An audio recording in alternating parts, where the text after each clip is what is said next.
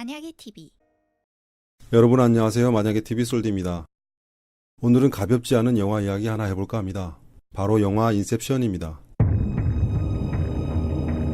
오늘의 주제는 만약에 내가 크리스토퍼 놀란이라면입니다.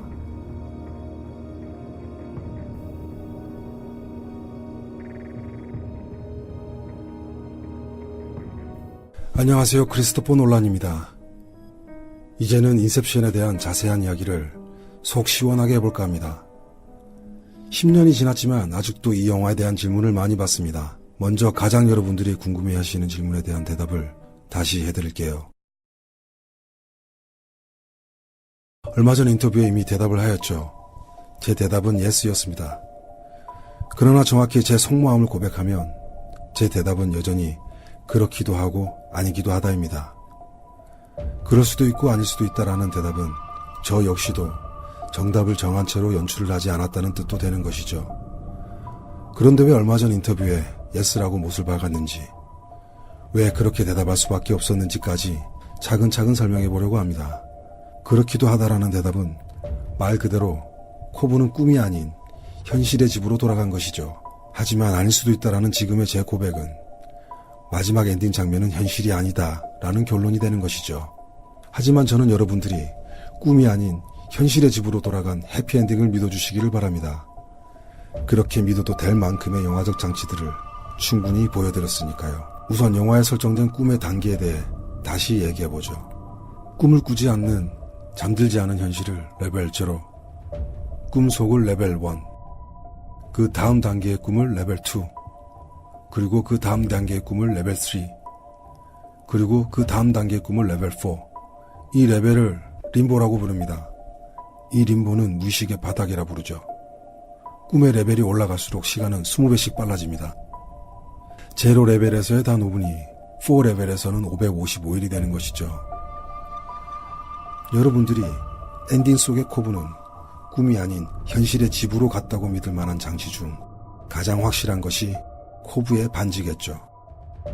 영화를 자세히 보신 분들은 아시겠지만 코브는 0 레벨, 즉 현실 세계에서는 반지를 끼고 있지 않습니다. 레벨 1 혹은 그 이상의 레벨, 즉 꿈속에서만 반지를 끼고 있죠. 마지막 엔딩 장면 속에 코브는 반지를 끼고 있지 않습니다. 그 공식대로라면 코브는 현실의 집으로 돌아간 것이고 이 영화는 해피엔딩으로 끝이 났다는 것이죠. 다시 한번 말씀드리지만 이렇게 이해하신 분의 의견도 맞는 답입니다. 하지만 엔딩 장면 속의 코브는 여전히 꿈속에 있다라고 믿을 만한 영화적 장치들도 여럿 보여드렸습니다. 그 영화적 장치들을 설명하고 이해시키기 위해선 먼저 코브의 반지에 대한 역설부터 해야겠죠.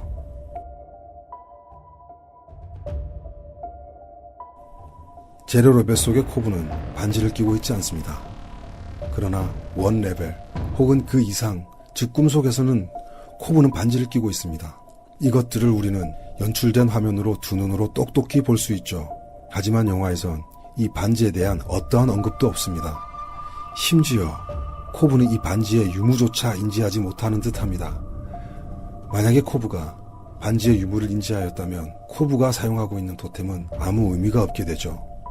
손가락에 반지가 끼워져 있느냐 아니냐만을 확인하면 됐을 것입니다. 꿈을 다루고 설계하고 이해하고 훈련되어 있는 코브가 꿈속에서 자신의 손가락에 끼워져 있는 반지를 보지 못했다라는 건 이해하기 어렵죠. 코브가 아리아드네에게 이런 말을 합니다.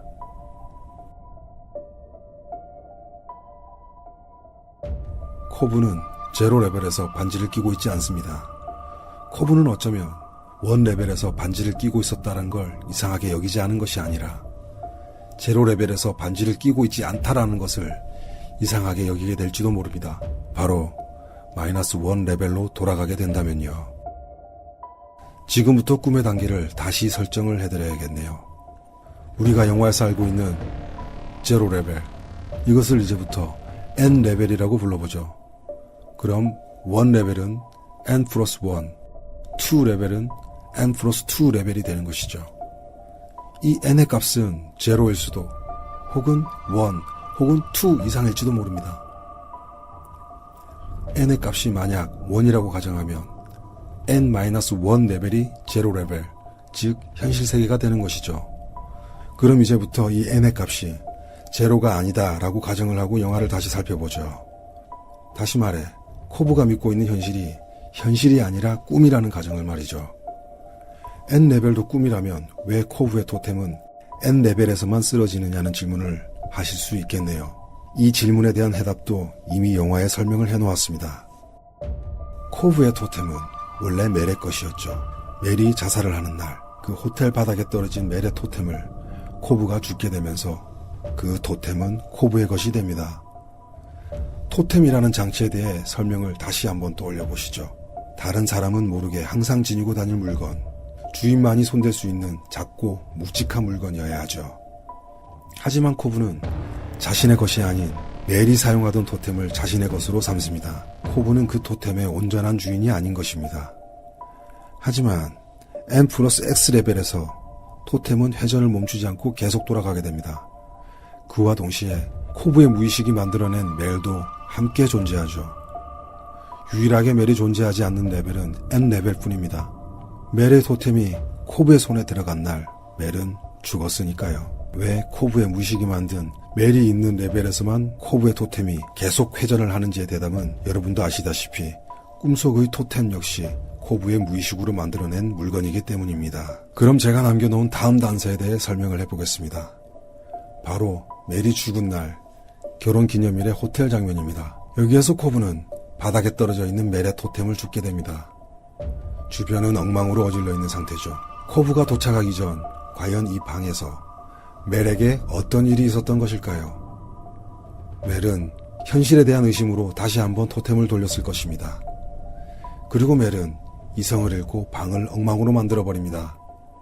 그럼 그 토템은 과연 쓰러진 것일까요? 아니면 회전을 멈추지 않고 계속해서 돌고 있었을까요? 제 대답은 쓰러지지 않고 계속해서 돌았다입니다. 영화에 표현된 N레벨이 제로이든 1 이상이든 이 호텔의 장면은 꿈이 맞으니까요. 이 호텔에서 코브는 건너편 건물 창틀에 걸터앉은 멜을 발견하게 됩니다. 그리고 다시 들어오라고 이야기하면서 손을 자신 쪽으로 끌어당깁니다. 이 장면은 마치 멜에게 이쪽으로 뛰어내려라 라고 말하는 것처럼 보이기도 합니다. 하지만 코브는 결코 그런 의도로 말을 하지 않았을 것입니다. 사랑하는 아내의 자살을 어떻게든 막고 싶었을 것입니다. 그런데 코브는 왜 손을 자신 쪽으로 당기면서 안으로 들어오라고 말했을까요? 그 둘은 같은 방에 있었기 때문입니다. 이 장면은 같은 방에서 촬영한 것이 맞습니다. 여러분들의 눈을 속이기 위해 둘의 장면을 다른 각도에서 촬영했을 뿐이죠. 같은 창틀, 같은 소파, 같은 인테리어, 탁자에 넣은 꽃들도 같은 것이죠. 그러나 저는 여러분을 속이기 위해 또 하나의 장치를 설치합니다. 바로 이 선반이죠. 이 선반 하나를 바꿈으로써 여러분들 중 일부는 이 호텔이 같은 브랜드의 호텔이며 A동과 B동일지도 모르겠다라고 생각해 주기를 바랬던 것이죠. 하지만 이 벽의 얼룩을 보시면 이 둘은 분명 같은 방에 있는 것입니다. 코브는 같은 방에 있는 멜을 건너편의 건물에 있는 것처럼 느낍니다. 하지만 그와 동시에 멜이 같은 방에 있다는 것 또한 알고 있습니다. 꿈이 깨기 전까지는 이상함을 모르죠. 꿈에서 깨고 나서야 그 이상함을 알게 됩니다. 멜은 확신에 차 보입니다.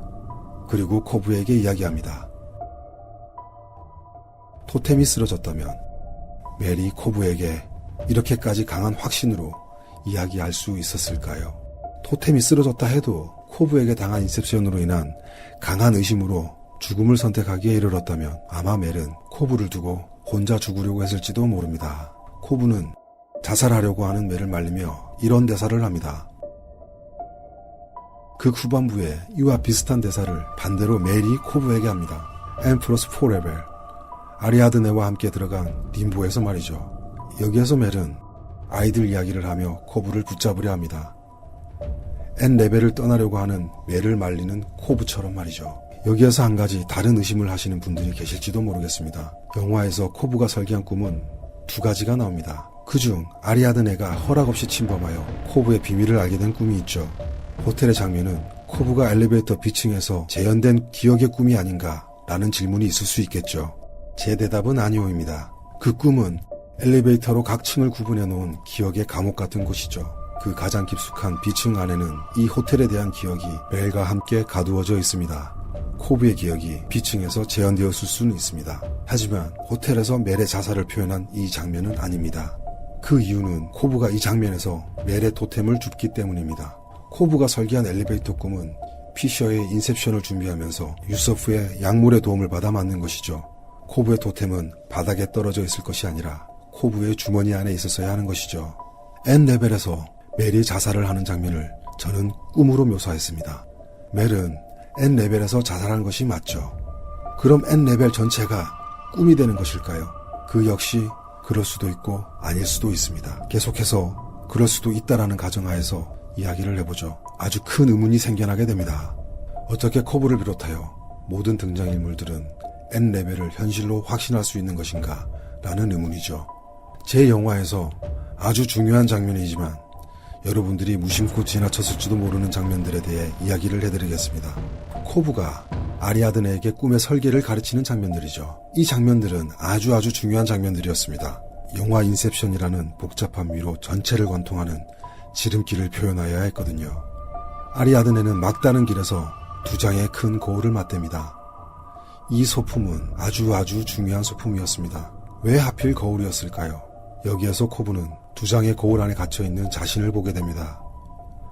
수없이 그리고 한없이 깊은 마치 림보 속의 자신을 보고 있는 건지도 모릅니다. 아리아드네는 여기서 모든 레벨을 관통하는 킥을 실행합니다. 거울을 깨트리는 것이죠. 그런데 그 거울 뒤로 어쩌면 더 현실처럼 믿을 법한 다리가 생겨나게 됩니다. 이 이상한 자전거 주차장이 자전거 도로로 자연스러워지면서 말이죠. 하지만 이 다리는 아리아드네가 창조해서 만든 것이 아닌 모방으로 만든 것입니다. 코브는 화를 내며 이렇게 이야기합니다. 기억에 의존하면 꿈과 현실의 구분이 힘들어진다라고. N레벨은 누군가들이 기억에 의존해 만든 정교하고 거대한 꿈일지도 모릅니다. 이 장면이 기억나시죠? 이 12명의 사람들은 매일 꿈을 공유하기 위해 이곳에 모입니다. 저들에게는 꿈이나 현실이나 다를 게 없다라고 이야기합니다. 어쩌면 N-1 레벨 혹은 N-2 이상의 레벨에서 코브와 모든 등장인물들을 포함한 사람들이 이렇게 꿈을 공유하고 있는 건지도 모르겠습니다. 되도록 등장인물들을 다양한 대륙의 다양한 국가의 출신으로 설정을 잡은 것도 이를 설명하기 위한 준비였기도 했죠. 그 각각의 인물들의 무의식들이 끊임없이 더 넓은 세상을 모방하여 재창조하기 위해서입니다. 또 하나의 이 복잡한 미로를 관통하는 지름길이 존재합니다. 바로 코브의 이 메모장 그림이죠. 이런 장면을 인터스텔라에서도 사용을 했었습니다. 하지만 많은 비판을 받았죠. 너무 친절하게 알려줘서 비판을 했던 걸로 기억합니다. 그 장면보다 더 친절한 설명의 장면이 어쩌면 이 장면일지도 모릅니다. 이 그림이 어떻게 보이시나요? 꿈과 현실 혹은 현실과 꿈 그리고 경계. 저는 심지어 레오에게 선을 나중에 그으라고 주문하였습니다. 꿈과 현실의 경계를 그으려는 순간 이미 우리는 현실을 꿈으로 꿈을 현실로 착각하고 있는 것일지도 모릅니다. 그리고 이 그림은 어딘가 모르게 코브의 토템과도 닮아 있습니다. 자, 이제 제가 여러분께 하나의 질문을 던져볼까 합니다. 제 영화의 비밀을 푸는데 중요한 열쇠인 코브의 반지에 대한 것입니다. N레벨에서 코브의 반지는 어디에 있는 것일까요? N레벨에서 타임라인상 마지막으로 코브가 반지를 끼고 있던 장면은 아이들을 놓고 집을 떠나는 장면이었습니다. 그 이후 어느 순간부터 코브는 반지를 끼지 않게 되죠. 코브는 아마 자신이 아는 가장 안전하고 비밀스러운 장소에 반지를 보관하였을 것입니다. 코브가 멜에게 행한 인셉션과도 비슷하죠. N레벨이 현실이 아니라 꿈이라면 코브는 자신도 모르게 자기 자신에게 인셉션을 행한 것일지도 모르겠습니다. 코브의 멜을 향한 집착이 단순한 사랑을 넘어선 인셉션의 결과일지도 모르죠.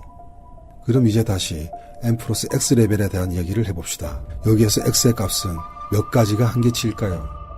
그 답 역시 저 또한 모릅니다. 제가 영화에 표현한 레벨은 N+4 레벨까지가 아니었죠. N+4 레벨은 코브와 멜이 함께 빠졌던 그리고 그 후반부에 피셔가 빠졌던 레벨이죠. 그 이상의 레벨을 표현한 장면은 극의 제일 처음에 나옵니다. 코브가 사이토를 찾으러 가 망각의 바다에서 깨는 장면이죠. 이는 여러분도 아시다시피 그 후반부와 다시 연결됩니다. 코브와 아리아드네는 N+4 레벨로 피셔를 찾으러 갑니다. 피셔를 찾아 돌려보낸 후 코브는 이 N+4 레벨에 남게 됩니다. 바로 이 레벨 어딘가에 있을 사이토를 찾기 위해서죠.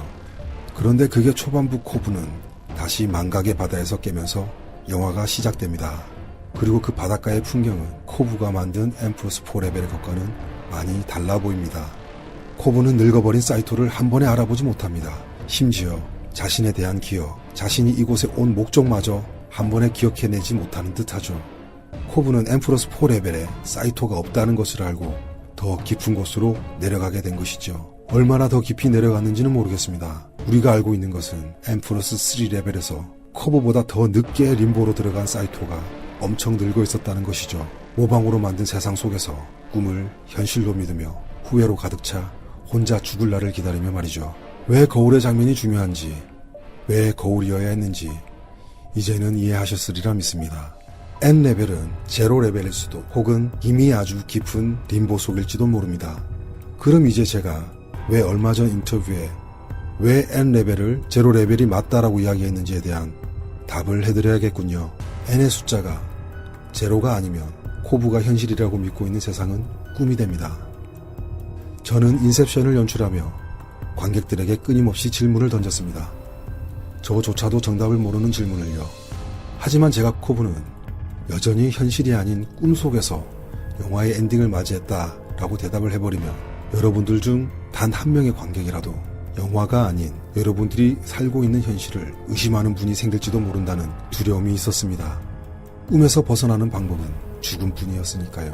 단 한 명의 관객이라도 제 영화로 인해 죽음을 선택하는 일이 발생한다면 너무나 슬플 것입니다.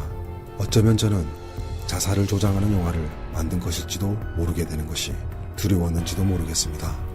모든 걸 뒤바꿔 놓은 아주 단순한 하나의 생각. 그 작은 아이디어 하나가 어떤 결과를 가지고 올지는 아무도 모르는 것이니까요. 다시 한번 말씀드리지만 이 영화의 정답은 저도 모릅니다. 다양한 가능성을 열어두고 여러 가지 이해와 해석이 이루어지길 바랬습니다. 혹자는 다른 수많은 가능성을 닫고 제가 먼저 그 정답에 대한 선을 그어버린 것에 대한 배신감을 가지실지도 모르겠습니다. 하지만 제 영화를 제가 원하는 대로 이해하신 분이라면 그 역시 용서해 주시고 눈 감아 주시리라 믿습니다. 우리는 어쩌면 신이 설계한 정교하고 위대한 꿈속을 살고 있는 건지도 모릅니다. 그러나 그 설계자가 신이라면 우리가 살고 있는 꿈은 이미 현실일 것입니다. 저는 여러분과 제가 사랑하는 사람들과 현실에 감사하며 살아가길 바랍니다.